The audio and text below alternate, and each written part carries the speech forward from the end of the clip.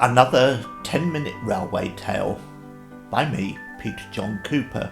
This one is called Woofly and Woffly. It may seem strange to us now after the amalgamations of 1923, the terrible slashing cuts of the Beeching era and the final nail in the coffin delivered by the major government, to consider how many and various were the myriad of small railway lines managed or mismanaged by various companies which crisscrossed the country, linking up nearly every village and small town by a network of wandering lines that snaked through hill and vale. And whatever the shortcomings of the system, the actions of Beeching and Major went a long way to reducing a universally accessible system, the envy of the world, to the overpriced, overcrowded mess we have today. My grandfather first met my grandmother on a trip from his home in Laverstock, Wiltshire, to Four Marks in Hampshire. It was a journey of no more than 40 miles and included 3 changes, but it was possible and a practical journey, and affordable for an ordinary working man. These days, there would be no way of getting from one to another unless you were prepared to put a couple of days aside to walk, or go by push bike, or worse, travel by car. In either case, a relationship like that of my grandparents could never have occurred. How the country has travelled backwards in the last generation.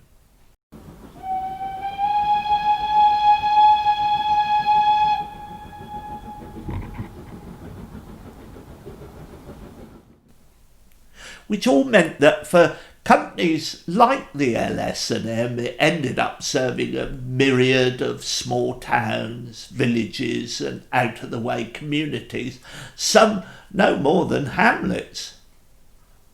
The prospect of making any sort of profit was vanishingly small. But for the residents of those out-of-the-way places who came to rely on this rag-bag operation with its chaotic and apparently random timetables, this was a window on a frightening new world.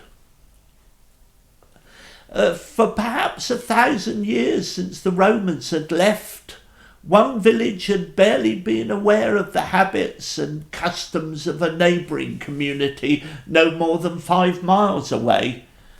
And then the coming of the railways changed all that, and moving on from local ignorance came local rivalry and often local hatred. Each knew the scandals and outrages of the other in bulletins carried up and down the line by the railway staff, who now moved freely between those otherwise remote places, bringing gossip and lurid tales of wickednesses unsuspected by otherwise simple, God-fearing folk. And, like my grandparents, alliances and liaisons were made between those who would previously never have even met.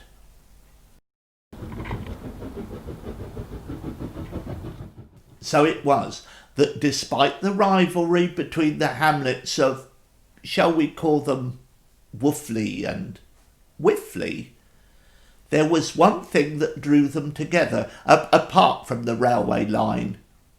It was the fact that Woofly had no pub, and Woofly had 2. And so on Saturday afternoons, after scythes had been sharpened and hung up and plough horses had been stabled, the men of Woofly would catch the train to Woofly and take possession of the dog and partridge, forcing the local Wooflyites to drink in the far less accommodating Hope and Anchor. For certainly the 2 villages could not socialise together. This Woofly imperialism rankled sorely with the Wiffly boys. After some months of this, the Wiffly boys could take this no longer, and they ambushed the Wooflys at the station forecourt on their way home. Resulted in one of the lads receiving a corking black eye. The village constable intervened and forbade the Wooflys from coming to Wiffly again on pain of being arrested and sent to the big city for trial at the district court. However, on their last visit, they had seen a poster for a dance being held in the village hall, and they vowed to attend. The Wooflys disguised themselves as cowboys and Arab princes, and looming at the door, they talked their way in. As the music of violin and accordion filled the warm night air, one of the lads from Woofly spied the most beautiful girl he had ever set his eyes on. As the inevitable ruckus was erupting inside and heads were being broken, the couple managed to slip away and meet in a small copse outside. To their horror, when he removed his Arab headdress to kiss her, she realised that he was decidedly Woofly. She was most certainly from Wiffly. Within a few minutes of staring into each other's eyes, they had fallen deeply in love. And as is the way of these things, despite the deep social divide, they knew they were destined to spend the rest of their days together. The idea of them ever being able to meet publicly, however, seemed impossible. There was nothing for it. They would have to elope.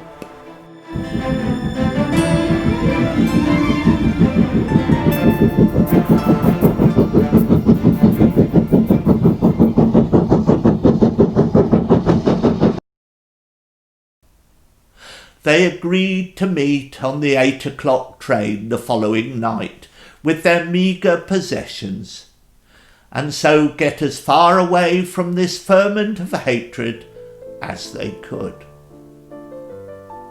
So far, so Romeo and Juliet. And this was the LS&M, so we cannot expect things to end up any the less tragically. The following night, the lad duly caught the 8 o'clock from Woofly. But when the train drew into Wiffly, the boy could see that the platform was quite deserted. As the train paused, he flung down the window and called to the echoing platform. But there was no reply, except for the urgent, chill sound of the guard's whistle. At that very moment, the girl was peering desperately from the window of the 8 o'clock from Wiffly at the deserted platform at Woofly. What they had overlooked was that by a quirk of the timetable, there was an 8 o'clock from Wiffly on the up line at the same time as the other train left Woofly in the opposite direction. In their youthful excitement, neither of them had thought to establish which 8 o'clock they should catch. And in their excitement, they had not noticed the opposite trains on the passing loop between the two stations.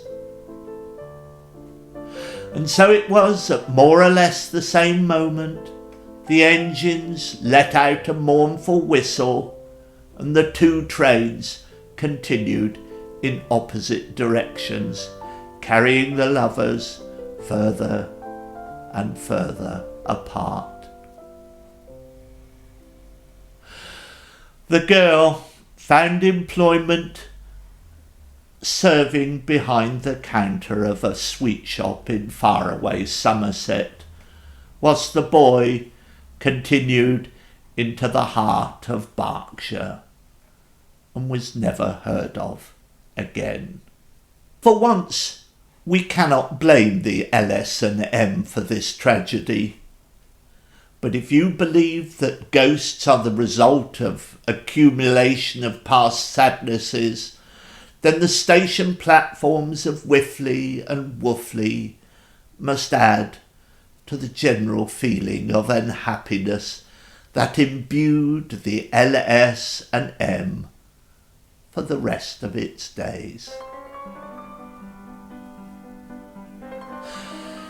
Thank you for listening to this rather sad 10-minute railway tale. There will be another one along very soon.